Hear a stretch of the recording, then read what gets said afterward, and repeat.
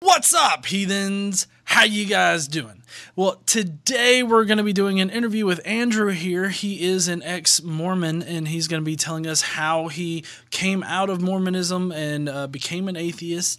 And so I hope that you enjoy his story. If you do, smash that like button and let us know in the comments below. We would love to have that conversation with you down there.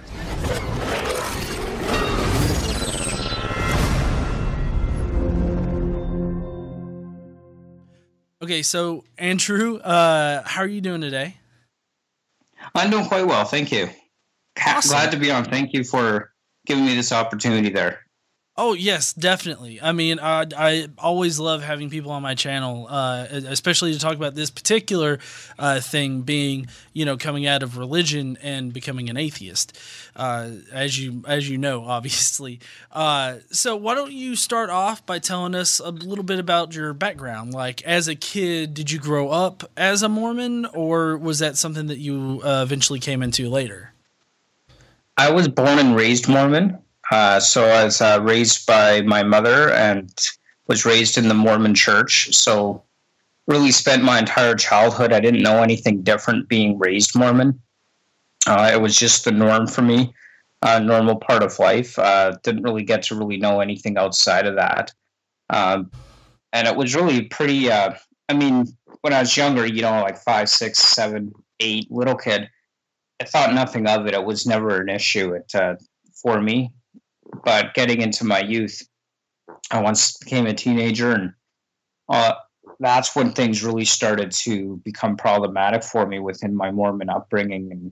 And of course, I was indoctrinated to believe that the Mormon church is the only true church and, God's only approved church in the entire face of the planet. And nothing could be right except the Mormon church. So that's what I was taught to believe.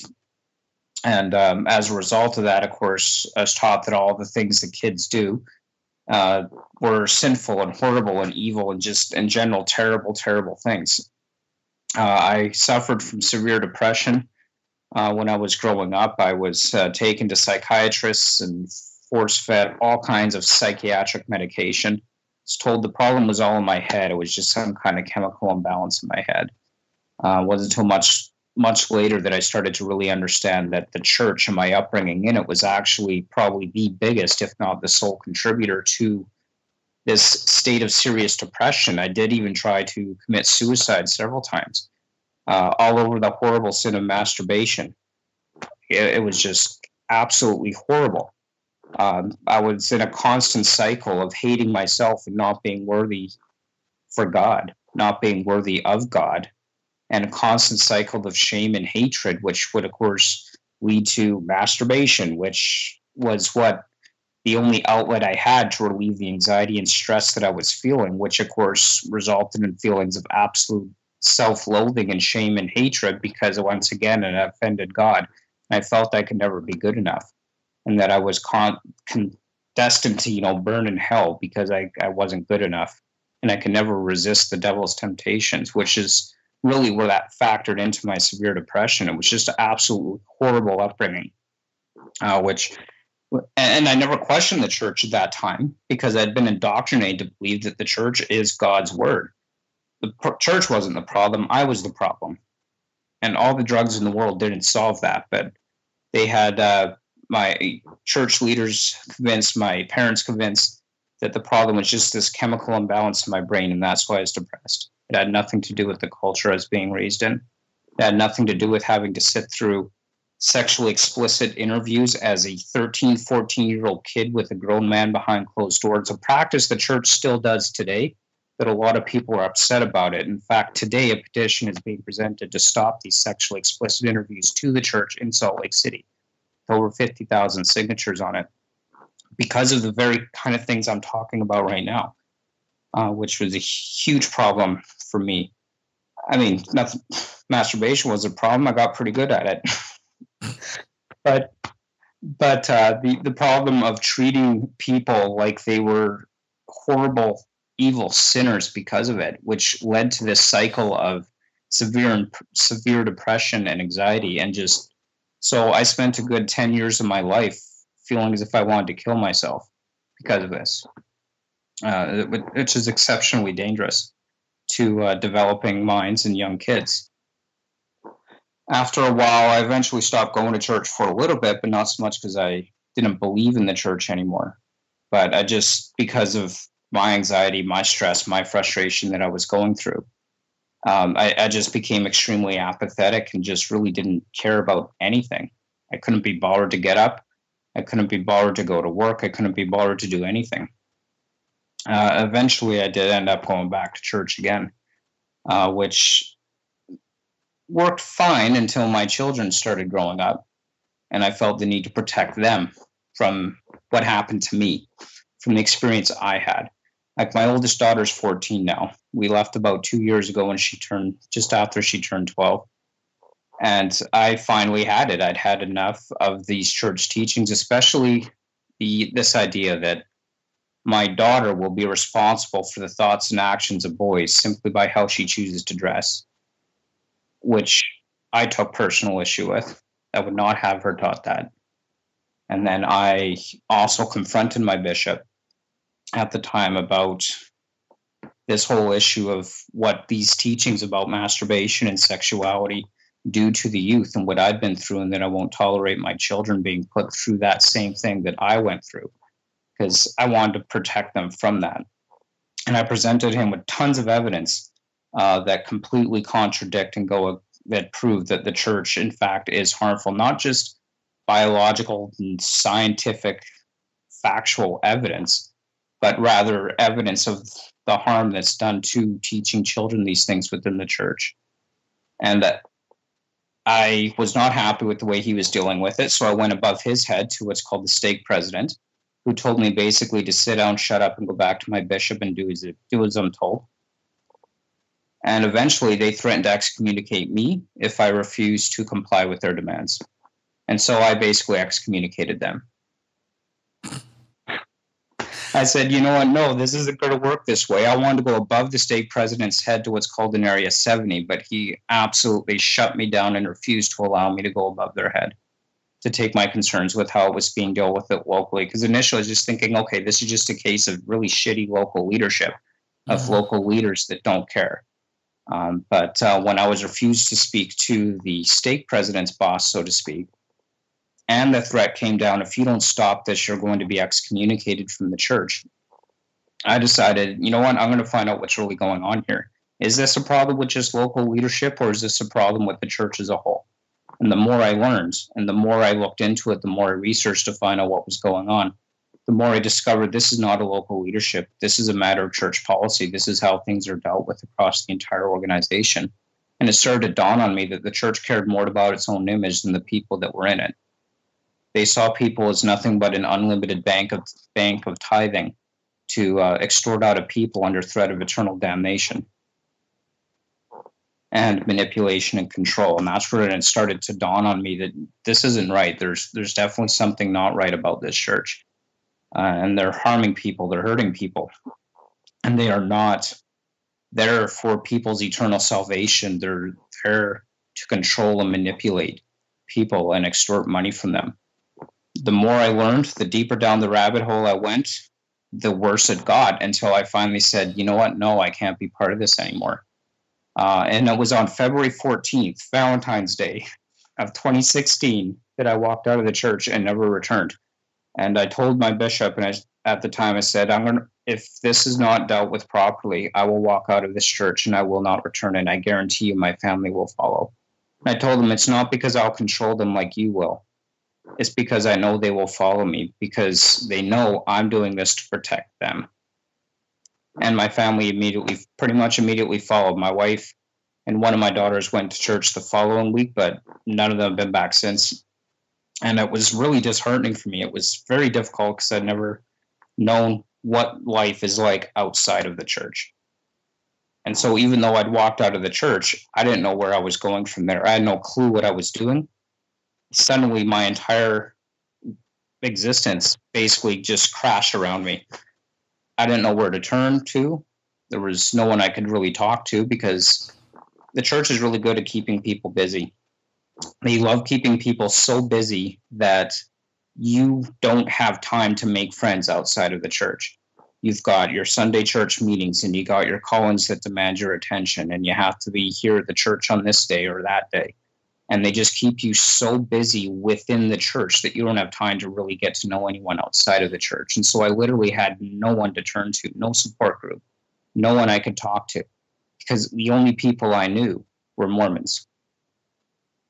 And that's what made it exceptionally difficult when suddenly I've lost the very foundation of my life and there was nothing left for me. So that was traumatizing in a way, experiencing that. My oldest daughter, she was fine with it because she always hated church anyway. She was glad not to go. But, yeah. I get I feel the pain. I mean, when I was a Catholic, I didn't want to go to mass. Yeah. Yeah, I mean, she always hated it, and I don't blame her. To be honest, I always hated it too, but being indoctrinated, it's like, well, no, we have to. This is what's expected of us. This is important, and it was constantly drilled into me. So even those Sundays were becoming days that I absolutely loathed, because like we don't have a car. We choose to live without a lot of luxuries other families do, so my wife can stay home and take care of the kids. So I mean, we spent more time on the bus to and from church than we spent at church. Our church days literally became a 6 to 7 hour day just revolving around church. And then by the time we get back, we're exhausted. We don't want to do anything else. And of course, the kids get hungry and cranky, and it was just a huge chore. It wasn't enjoyable. But eventually I found a lot of these support groups online. There's several Facebook groups I'm a member of. And as I began to really look at it, I began to realize, well, if the church isn't true, why should I believe that there's even a God? If the church is just a bunch of bullshit, why should I believe that there's some supreme being? And that's when I really started looking at the claims of the existence of God and the reality and validity of the claims. And I was finally able to accept that there wasn't a God. Well, you say we, so was it like you and your wife and your daughters, or who do you mean by we? Yeah, I guess, I mean, my wife still has a, kind of spiritual outlook on life in some ways. But she doesn't really believe in God in the sense that traditional people would. She kind of feels there's still some kind of greater purpose to the universe, or she's more agnostic about, well, I don't actively disbelieve in God, but I'm not actively believing either. Whereas I've gone full to, there's no God until you could prove otherwise. I'm not buying it anymore. Would you say that she's more of a deist then, I guess? Because that's like, there's a general higher power that kind of, maybe not necessarily controls everything, but there's just this higher power that exists. Like, is it that, or is it just like she's just thinks that there's a higher purpose to life? I would say think there's more of a purpose to life. Okay. I'm not sure I'd describe her as believing specifically in a deity or anything, but more of that non-deistic spirituality kind of thought process, I guess. All right. Sometimes she wants to go back to a church, and it's like, all the power to you. If you want to, that's fine. Like, I'm not going to be that guy that's going to tell my wife, because I don't believe you're not allowed to do this. I want to support her, and she's given me a tremendous amount of support. And I think for myself, I went hardline the other way to no way there's God, because I personally have felt so I guess traumatized and victimized by my experience in the church that I don't want to have anything to do with religion or church period. Like, I am so turned off the idea that I've come to really be a very strong anti-theist. I completely opposed to religion in general because of my own personal experience with it. Right. Well, going back to kind of your childhood in the church, and this might be kind of a duh thing for me to ask, but would you consider like the Mormon faith in general to be abusive, or is it more like, just the way that it was implemented for you, it was abusive? Well, I think in a lot of ways it can be very abusive, but also, I mean, if you're to look strictly at official church policy, it's kind of hard to pinpoint anything in there that we could specifically identify, well, that's abusive or that's abusive. The problem is the cultural interpretation of the religion leads to systemic psychological manipulation and abuse within the church itself, as opposed to the church actively promoting psychological abuse, which is the inherent problematic with, and I would venture to say, a lot of Christian religions, like the praxis that I mentioned of bishops giving sexually explicit worthiness interviews with kids as young as 13 or 14, asking them about their sex and masturbation habits. I mean, in any other situation, that would be considered predatory grooming type behavior. Mm-hmm. But because it's religion and because it's the church and because it's the bishop, well, he's a spiritual leader. This is perfectly acceptable. He just cares about their spiritual well-being is the rationale that's used. And it's these policies and practices that, while they may not be intended to be abusive, the end result, especially in my experience, is children who feel they want to kill themselves because they feel so much shame and guilt about completely normal and natural things. It's heartbreaking. Mm-hmm. And it's what I told my bishop, like this: you're not going to do this to my daughter. I won't permit you to interview her if these questions are going to be asked. I will not permit these interviews to be done behind closed doors, and I will not tolerate her being taught these things within her classes. I refuse to do it, and I will teach her exactly why the church is wrong in this. And that's when he said, you're speaking out against church leaders, you're not supporting doctrine, you're going to be excommunicated.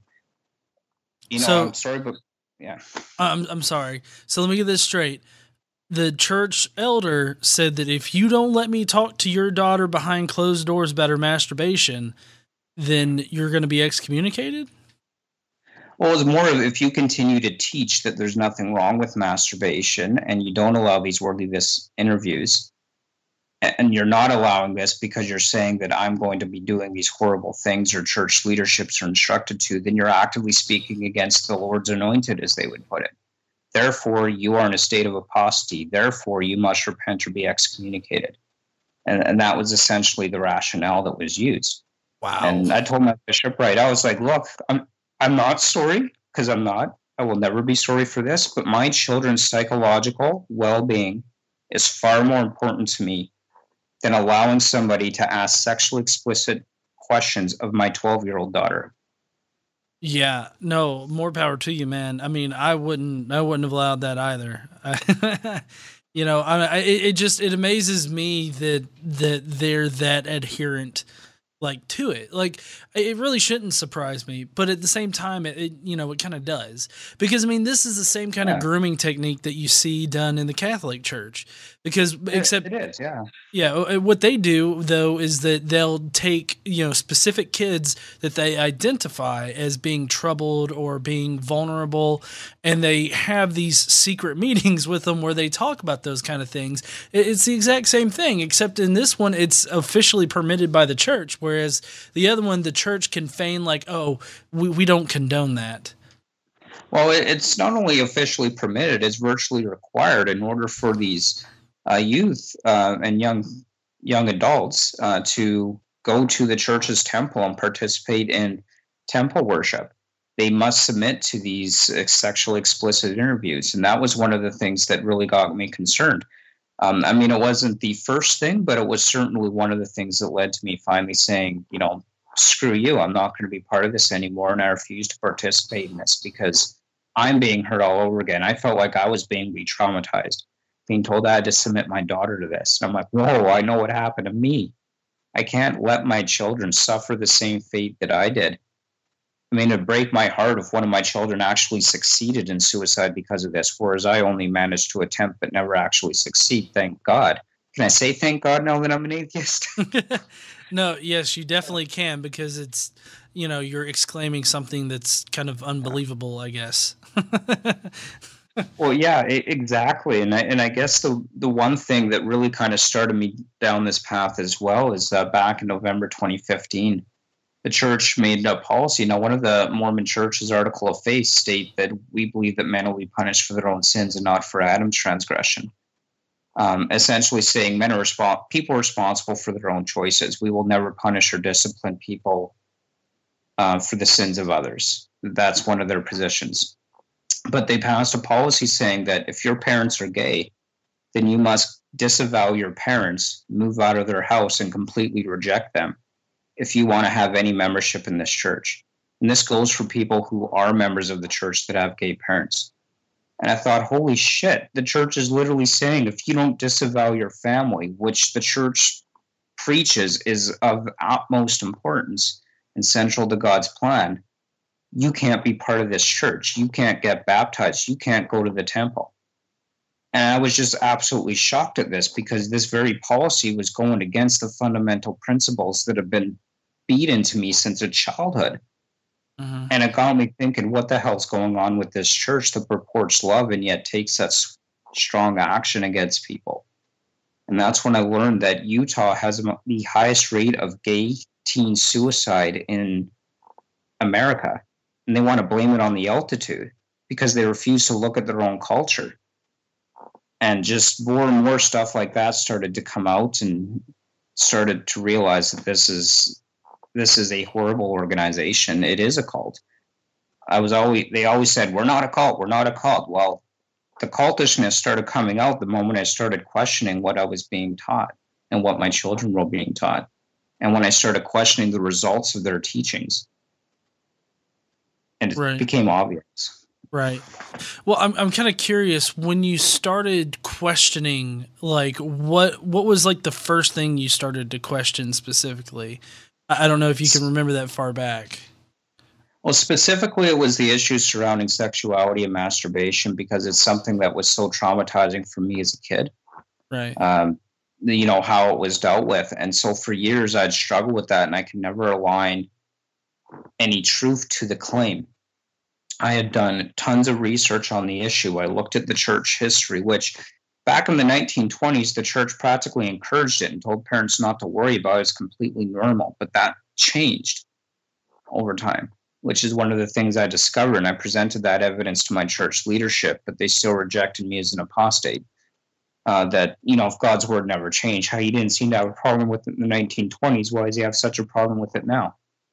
And I read through every scripture that I could get my hands on. I looked at the Book of Mormon. I looked at the Doctrine and Covenants, the Pearl of Great Price. I scanned through the Bible. I found all of 2 verses in the entire biblical canon that even remotely refer to masturbation. One, I believe, is in Leviticus during the law of Moses, or it might be Numbers, that basically says, hey, if you masturbate and wank off, you can't go to church next week. That's it. And then the other one is the story of Onan, which many Christians refer to as Onanism, where he spilled his seed upon the ground rather than raising seed up into his brother. And according to the Bible, he was condemned and killed because of it. But nowhere in there does it say, hey, God said, I don't like you wanking off. No, the story indicates that Onan was killed or gotten disfavor with God because he refused to raise up seed to his brother, not because he went and masturbated in his tent corner. Right. And so there's absolutely no scriptural support for this claim. I looked through the church's magazines. I found that the prophets of the church had claimed that this had been taught all through the biblical ages to the modern era, that masturbation was wrong. But I found absolutely no supporting scriptural or biblical claim to assert that. And so I was really questioning the legitimacy of this claim, and I was saying, what the hell is going on? Why am I being made to feel like shit over this? And that was one of my biggest things that really kind of got me questioning. What else had the church been lying to me about? What else had they been falsely preaching? Right. And that's, yeah. Well, no, yeah. And I mean, I've never understood that particular part either. I know that there's a verse, and I want to say Matthew, where it talks about, you know, if you lust after a woman, it's better to cut out your eye or something like that. Or if you sin like with your hand, it's better to cut off your hand than to go into hell or something like that. There's actually been cases of people in the church mutilating their bodies, cutting off their hands because they're afraid of committing sin with it. I mean, how can anyone look at the result of this kind of indoctrination and say, well, no, it's good, it's of God? Right. Right? We can't judge the goodness of something simply by its intent. We have to look at what is the consequence and the result of that teaching. right? Mm-hmm. And there was a well-documented case of a boy named Kip in Utah who committed suicide because he felt like shit over masturbation. Yeah. The difference is he succeeded. Right? And it's heartbreaking to see this happen. But I have to say, I'm really glad that you didn't succeed.